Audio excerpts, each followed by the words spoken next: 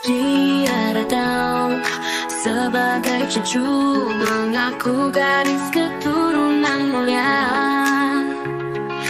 Banyak yang percaya begitu, umat digiring dalam cerita.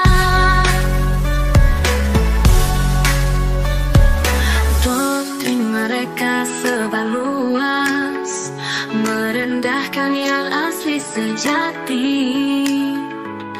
Kiai dan ulama merasa lemas, mereka bukan keturunan Nabi. Habib bukan cucu Nabi, hanya cerita yang dibungkus rapi. Kiai kita berdiri tinggi, jangan biarkan dusta ini bersemi. Dengan kekuatan ilusi, mereka coba menaklukkan hati, tetapi kebenaran tidak mati. Ketahuilah siapa asli. Kebodohan selimuti diri. Saat fakta disingkirkan, umat harus berdiri lawan tipu muslihat mereka. Habib bukan cucu Nabi, hanya cerita yang dibungkus rapi. Kiai kita berdiri tinggi, jangan biarkan dusta ini bersemi.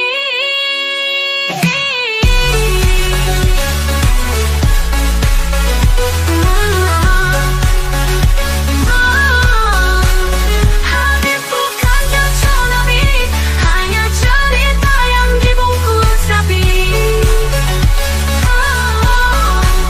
Kiai kita berdiri tinggi, jangan biarkan dusta ini bersemi. Hari demi hari di akhir zaman ini, innalillahi wa inna ilaihi raji'un.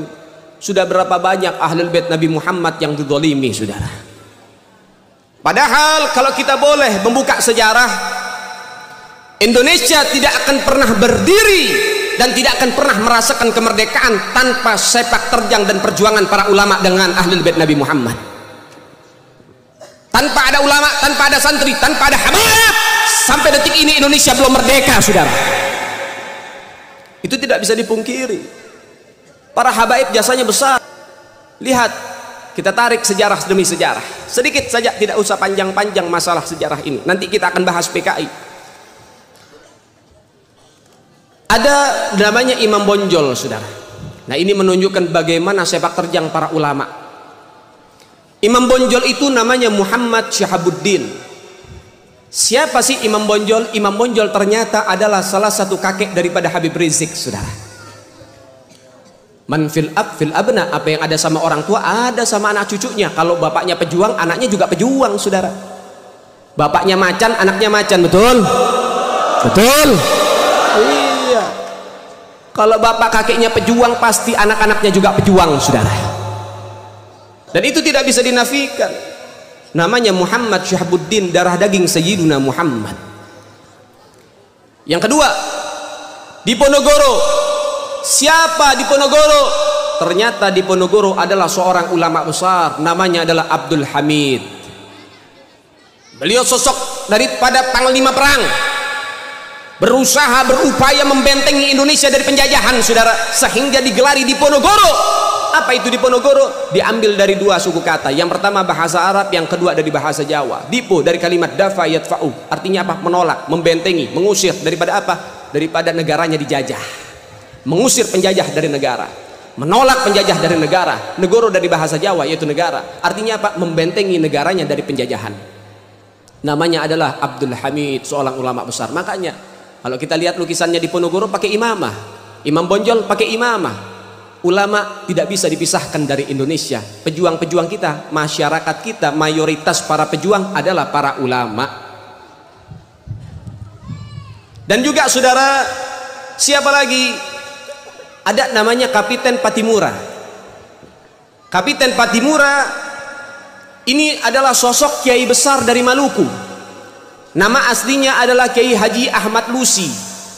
Memiliki pondok pesantren besar di Maluku, Indonesia bagian timur. Ketika sampai seruhan jihad kepada mereka, ternyata Kapiten Patimura nggak ngumpet di pondoknya, keluar sama santri-santrinya, keluar berjuang berjihad bersama santri-santrinya. Ini baru sosok kiai yang betul-betul cinta terhadap NKRI, saudara. Sampai-sampai Kapiten Patimura harus tewas di tiang gantungan, dibunuh oleh penjajah, saudara. Namun mendapatkan syahidnya. Namun ada beberapa orang licik dan picik dari petinggi-petinggi negeri mulai untuk apa? Menghapus sejarah dan menipu sejarah, penipuan sejarah. Sehingga di setiap buku-buku sekolah yang beredar di sekolah-sekolah umum, Kapiten Patimura namanya adalah Thomas Matulesi. Kalau nama Ahmad kira-kira agamanya apa? Agamanya apa? Agamanya apa? Baik, kalau misalnya namanya Thomas kira-kira agamanya apa? Permainan sejarah, penipuan, saudara. Padahal yang berjuang mayoritas adalah kiai, santri, dan orang-orang Islam. Ternyata mereka memiliki penipuan sejarah. Na'udzubillah. Anda harus tahu, santri harus tahu, ini sejarahnya. Beginilah para pejuang-pejuang kita, mereka para ulama kok. Pejuang-pejuang Indonesia para ulama, tapi kenapa saat ini malah apa? Ulama dimusuhi, ulama dibenci, ulama diteror, ulama diintimidasi, ulama didiskreditkan. Ada apa dengan negara ini? Jangan-jangan PKI sudah menyusup, saudara.